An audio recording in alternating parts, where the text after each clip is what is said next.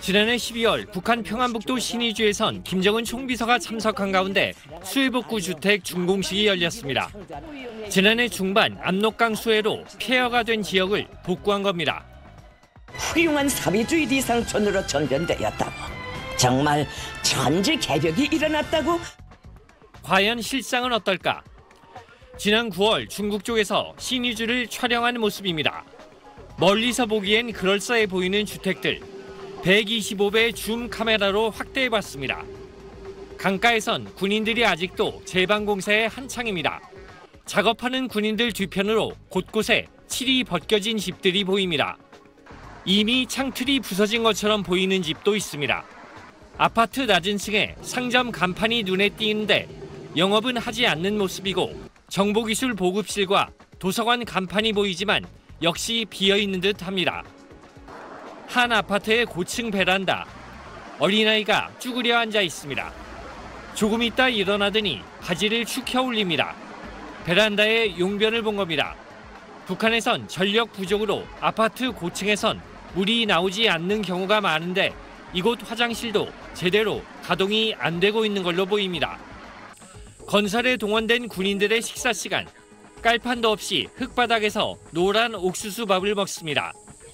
한 사람이 세숫대야에서 무엇인가를 퍼서 사람들에게 나눠줍니다.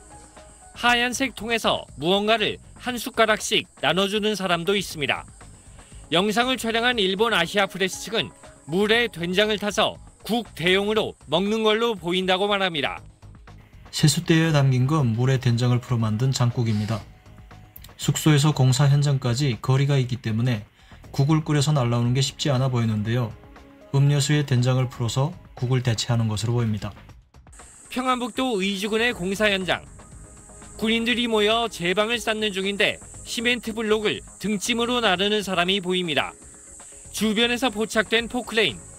당중앙 따라 천만리란 구호가 붙어 있는데 뒤편엔 두산이란 영문 글자가 선명합니다.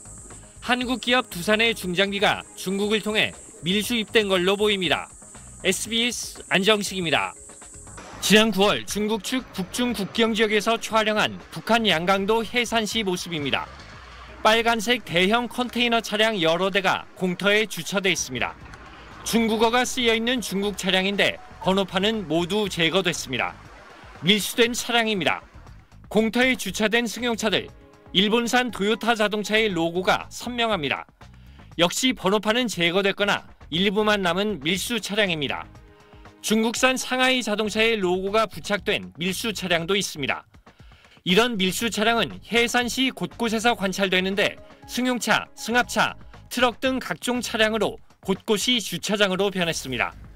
덮개 없는 화물 열차에 중장비들이 실려 있는 모습도 포착됐습니다.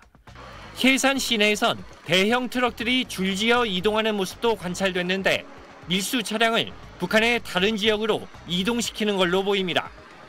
영상을 촬영한 일본 아시아프레스 측은 중국에서 북한으로의 차량 밀수가 지난 8월부터 본격화됐다고 말합니다. 복수의 주재 협조자들은 8월경부터 중국에서 중고 차량들이 많이 밀수로 넘어왔다고 전해오고 있습니다. 북한의 운송수단을 이전하는 행위는 유엔 제재로 금지되어 있는데 제재가 유명무실화된 겁니다. 이런 차량 밀수의 경로는 구글 위성 사진을 통해 짐작할 수 있습니다.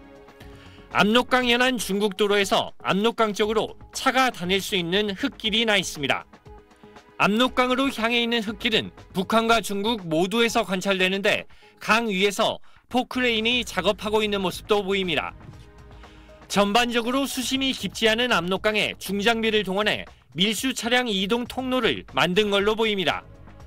압록강 연안 북한 지역에선 강을 건너온 걸로 추정되는 밀수 차량이 곳곳에서 포착됩니다. 해산에서 촬영된 차량 중에서도 압록강을 건너왔기 때문인지 바퀴와 아랫부분이 흙에 묻은 차량을 볼 수 있습니다. 북한에선 올해 들어 개인의 차량 소유가 허용되면서 자동차 수가 급증한 걸로 알려졌는데 조직적 밀수도 그런 상황에 영향을 미친 걸로 보입니다. SBS 안정식입니다.